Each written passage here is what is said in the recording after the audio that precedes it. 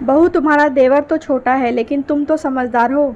चंचल फटाफट रसोई में अपने बच्चों का टिफ़िन पैक कर रही थी। इतने में देवर नकुल ने आकर कहा, भाभी आपने अभी तक मेरे लिए नाश्ता नहीं तैयार किया। भैया जी, मैंने आलू की सब्ज़ी और पराठे तो बना दिए हैं, लेकिन आपने अचानक से आलू के पराठे की डिमांड कर दी, तो थोड़ा सा रुकना पड़ेगा। पहले बच्चों का टिफ़िन पैक कर दूँ, उन्हें स्कूल के लिए लेट हो रहा है। क्या भाभी, आप भी हर काम इतने धीरे धीरे करती हो? पहले मेरा नाश्ता बना देती तो कुछ बिगड़ जाता क्या? मुझे भी दुकान पर जाना है। हर बार बच्चों का बहाना करके बस मुझे लेट करना होता है। नकुल बड़बड़ाते हुए बाहर हॉल में आ गया, जिसे सुनकर सासू माँ साधना जी चिल्लाते हुए रसोई में आईं। क्यों हर बार बेचारे को लेट कर देती हो? ऊपर से उसे पलट पलट कर जवाब देती हो। मम्मी जी, बच्चों के स्कूल की बस आ जाएगी, इसीलिए पहले बच्चों का टिफ़िन बनाने लगी थी, और भैया जी ने काफ़ी लेट बोला था इसीलिए। बहू, वह तो छोटा है लेकिन तुम तो समझदार हो। आलू के 2 पराठे बनाने में क्या बिगड़ जाता तुम्हारा? कितनी देर लगती है इसमें भला? मम्मी जी, आपसे पूछ कर ही नाश्ता तैयार किया था।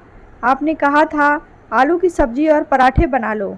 भैया जी ने अचानक से डिमांड कर दी तो क्या कर सकती हूँ? सारे आलू तो सब्जी में डाल चुकी हूँ। हाँ, सब कुछ जानती हूँ मैं। यह सब तू जानबूझकर करती है। आजकल की बहुओं को तो सिर्फ अपना पति और अपने बच्चे ही सुहाते हैं। यहाँ सास ससुर को कोई नहीं पूछता तो भला देवर के लिए कौन करे? भगवान करे इसकी भी शादी हो जाए तो मैं गंगा नहाऊं। कम से कम इसकी पत्नी इसकी कद्र कर लेगी। सुनते ही चंचल की आंखों में आंसू छलक आए। यह तो हर रोज का ही था। देवर कुछ न कुछ बात पकड़कर उससे बहस करता और फिर सास आकर यही कहती कि देवर तो छोटा है पर तुम तो समझदार हो, तुम ही समझदारी दिखाया करो। अब सास को कौन समझाए कि देवर भी उम्र में मुझसे 3 साल बड़ा ही है, बस ओहदा ही छोटा है। इस कारण वो नासमझ और मैं समझदार हो गई। कुछ महीनों बाद जब नकुल की शादी सीमा से हुई, तब भी हाल वही के वही थे। खुद दोनों पति पत्नी सुबह लेट उठते। देवरानी तो सब जब तक नकुल घर पर होता रसोई में आकर देखती भी नहीं, और फिर नकुल दुकान लेट जाने की बात पर चंचल पर बड़बड़ाता।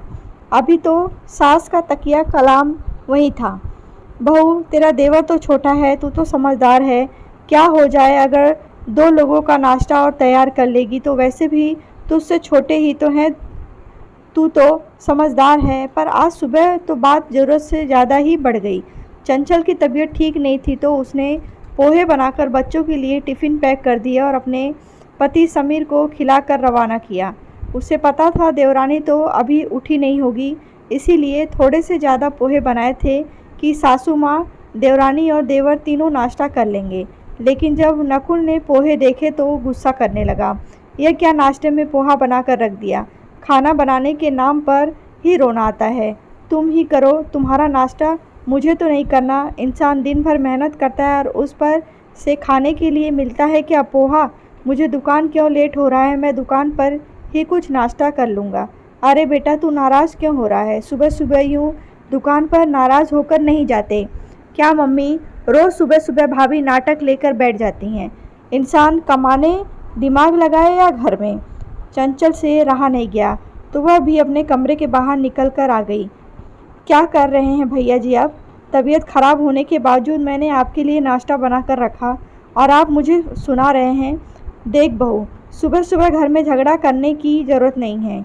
ये लोग तो छोटे हैं पर तू तो समझदार है, कुछ ढंग का बना लेती तो क्या बिगड़ जाता। मम्मी जी, मैं झगड़ा कर रही हूँ? मेरी तबीयत ख़राब होने के बावजूद भी मैंने इन लोगों के लिए नाश्ता बना कर रखा, ये मेरी गलती है। अब मैं यह गलती दोबारा नहीं दोहराऊंगी। अब से अपना नाश्ता खाना ये लोग खुद बनाएंगे, मैं नहीं बनाऊंगी। क्या सीमा नाश्ता नहीं बना सकती थी? बहू, तू क्यों एक घर के 2 टुकड़े करने पे लगी हुई है? अगर नकुल ने कुछ गुस्से में कह दिया तो यह तो देख कि वो तुझसे छोटा है। मम्मी जी, भैया जी सिर्फ ओहदे में मुझसे छोटे हैं पर उम्र में मुझसे 3 साल बड़े हैं, जबकि सीमा मेरे बराबर की है। फिर भी समझदारी की उम्मीद आप मुझसे करती हैं। और ओहदे की तो बात छोड़ ही दीजिए, उसका तो लिहाज नहीं है इन लोगों को। और आप मम्मी जी, आप बजाय उनको समझाने के मुझे ही चुप रहने के लिए कहती हैं। माफ़ कीजिएगा, अब मुझसे चुप नहीं रहते बनेगा।